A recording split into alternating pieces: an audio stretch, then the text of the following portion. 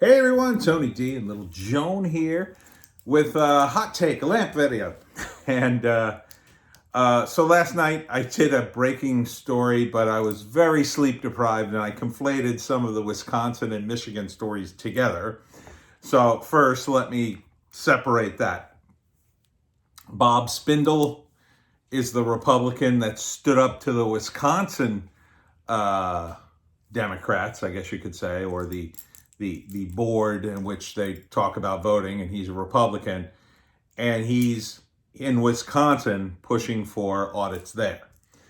Separate from that are the two Republicans in Michigan who at first refused to certify votes in Wayne County, or first they refused to certify the election at all because of the irregularities in Wayne County. Then after 2 hours of relentless barrage of threats and attack online, they cut a deal and said, well, we'll certify as long as you're going to do an audit of Wayne County. The Democrats basically said, sure. They signed off on it, and then the Democrats were like, ha ha, now we don't need to do anything. They came back within, I think, hours, and said now they want to rescind their certification, and they're going after the people who threatened at least one of those, I believe it was the female Republican, her children, trying to dox her children's school and sort of making implied threats about what could happen to her children, and they seemed genuinely disturbed by the attacks. I mean, these are regular people. They're not used to being celebrities or having lots of attention on the internet or what. So when you suddenly go viral, it's a bit of a shock, I think, to most people. So that's in Michigan. And now the big thing that happened today, well, there are two really. First, Louder with Crowder, Steven Crowder, he came out with a bunch of info he had from Michigan, where he talked about some of the malfeasance. And then that was at 10 a.m. This is how crazy it's been. I totally understand the analogy now of Sidney Powell when she said, it's coming at us like a fire hose. It totally is. I mean, this stuff, it just starts coming at you and you're like, holy crap, everybody's been cheating in this. So Steven Crowder had found some discrepancies in the Michigan election, just by there's a lot of data online too. I don't count on me for all that because I'm not an exacting detail-oriented person. I'm more of the guy who sort of looks at the bigger picture and can speculate what's going to happen guy. I'd be a terrible lawyer, I think. I'd be a terrible lawyer. I'd be good for that moment thinking outside the box, but I'd be terrible for like dotting all the I's and crossing all the T's. I'd be awful at that. So anyway, Crowder had his little pitch, and then Guiliani and Sidney Powell came out and did a press conference along with another lawyer who I think is the head of the Trump campaign or works for the Trump campaign, and they just excoriated the press and everybody involved with the election. They teased a little bit more of their evidence, not much. I mean, they still basically said the same thing they said the previous day, which is, they have their big witness on Dominion and Smartmatic. That's it. Is a guy who was actually in the room, learning how it operated and seeing it operated in real time, in Venezuela. And he came to the Trump administration because he saw the same patterns when everybody slowed down. Remember when everybody stopped counting the votes all of a sudden for some reason, just in those swing states, just in those states where Trump lost, suddenly, hey, wait, let's stop counting the votes at like 89, 90%. That's when he realized, because one of the features of the program of the Smartmatic Dominion program is that it alerts you when you're losing, so you could stuff more votes into the vote. So the theory is, and there's not proof yet, but I think Giuliani has the proof. He just hasn't revealed it yet. Is that, at 80, at say 90%, the computer looks down the road and says, you're going to lose at this rate. So it stops counting and then gives you time to formulate a plan, essentially. It's sort of like a red alert, like, you're going to lose this unless you do something now. And that's when, mysteriously, a bunch of Biden ballots came walking through the door in a few places. So they have affidavits and witnesses to beat the band. I mean, it's just massive, the amount of evidence they have. And the reporters at this press conference were, and you can watch it, I'm not sure where it's posted, but it ran live on Twitter is where I watched most of it. And then I think the Independent or the Daily Mail had it, one of those. There's a few places on YouTube that had it. None of the major networks really covered it live. They didn't broadcast it. They just made fun of it later. And the big thing they made fun of was, and I couldn't see this because I was watching on my phone, so it was hard to see. But apparently Giuliani was sweating a lot, and I guess he had dyed his hair, and like black dye was running down his face, or something was running down his face. No one's really sure. They assume it's hair dye. And of course, when I talked to some of my relatives who they strictly watch the regular news, the first thing they said was, oh, did you see that ridiculous press conference where Rudy's hair was melting? Like, completely ignoring all the substantive issues that Rudy had really brought up, and Sidney Powell too. I mean, it's massive. It's a massive amount of information.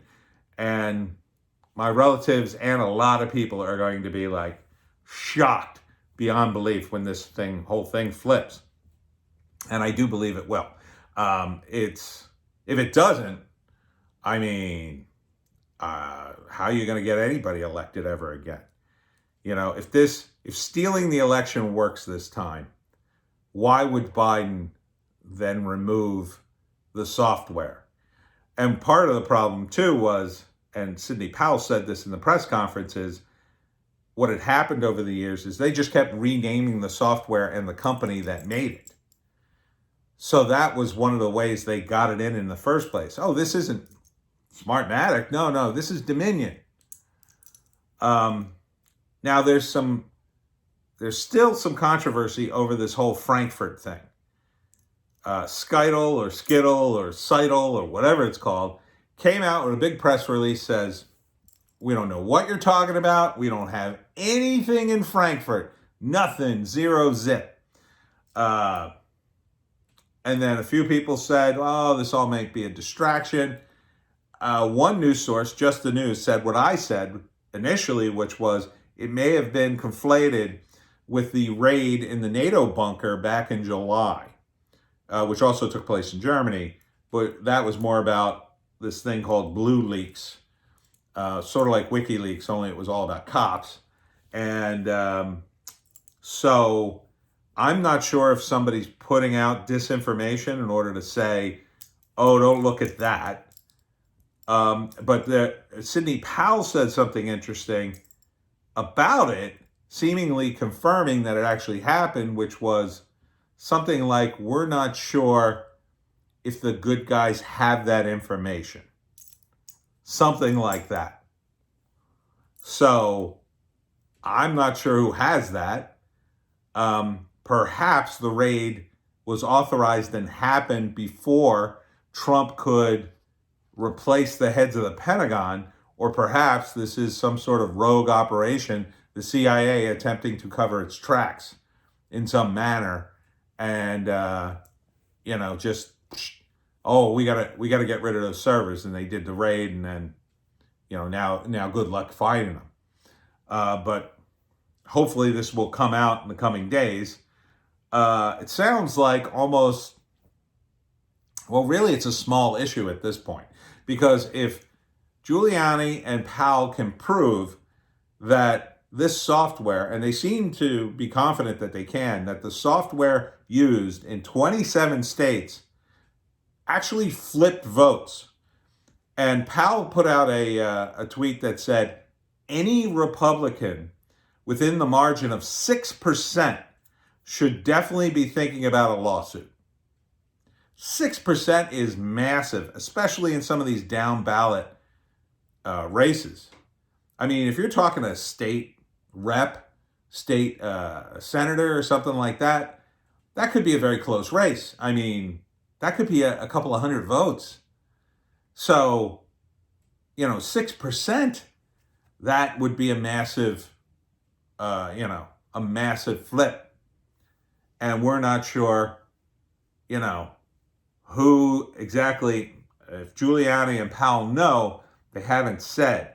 I think part of this rollout is what they've done all throughout the Trump administration. And that is they roll out some information, they let it just shake through the internet and the news media, and people are like, no, this is impossible, shut up. And then they kind of see who reacts.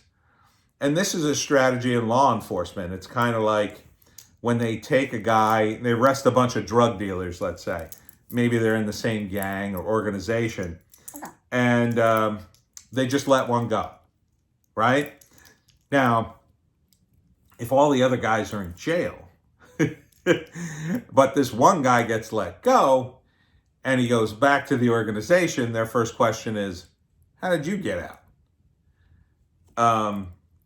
If they're paranoid, and they usually are.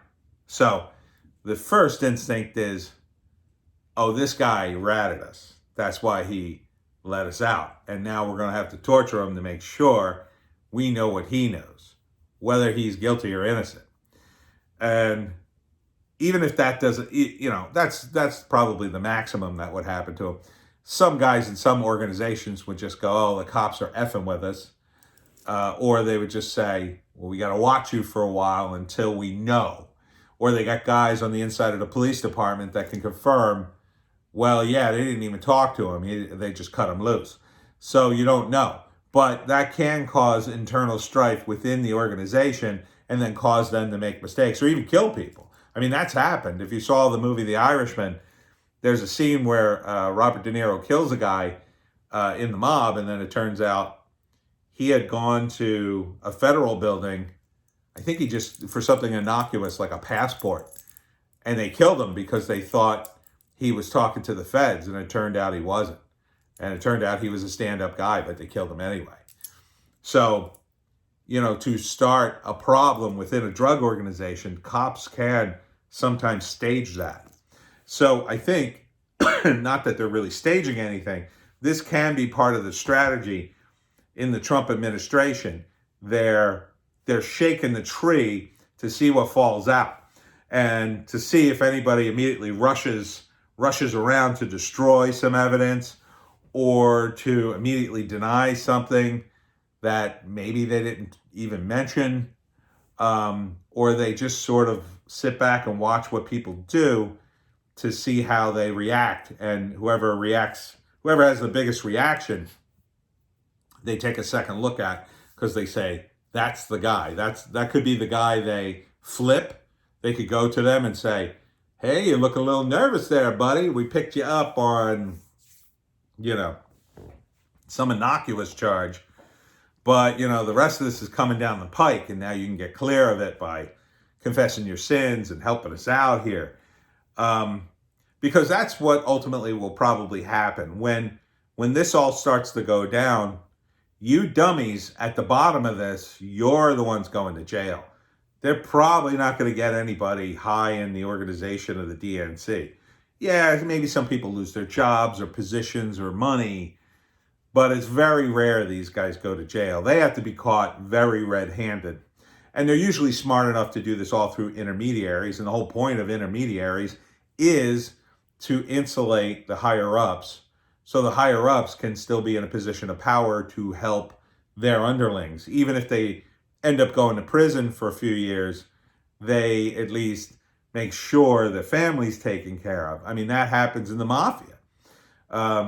You take care of the guy's family as best you can because you don't want the guys in prison to talk and get out or whatever.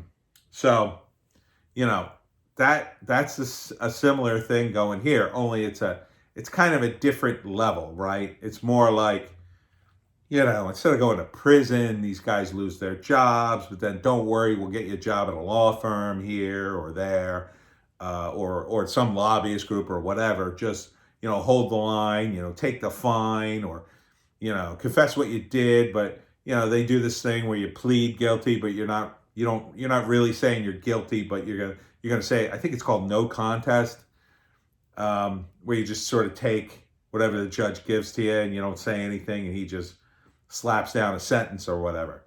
And so most of these guys don't actually end up doing time, but a lot of times they have to pay a lot of money, or maybe they get some kind of prohibition situation. John Kirikou, the CIA agent who talked about torture, he actually did time in prison and lost a lot of money. I had some sort of minor dealings with him. He was trying to shop a screenplay around about his life, and he really went through hell.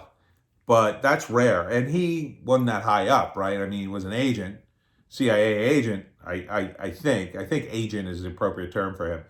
But you know, he wasn't like the director or a governor or anything like that. So the guys we're talking about are pretty high up in the DNC organization, but there are plenty of no-namers in the DNC organization. They'll just throw right under the bus.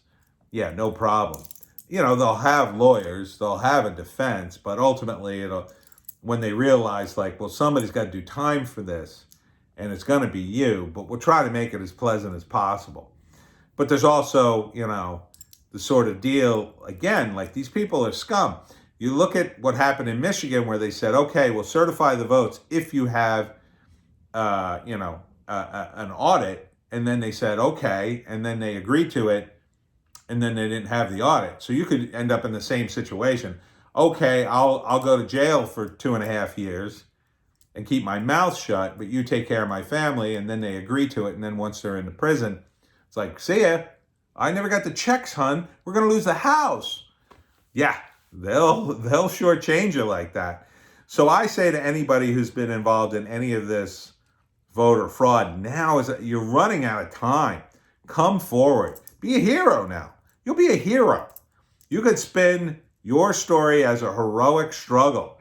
You know, you thought you were doing something good. You thought you were fighting in the resistance or whatever, but you realized you were on the wrong side.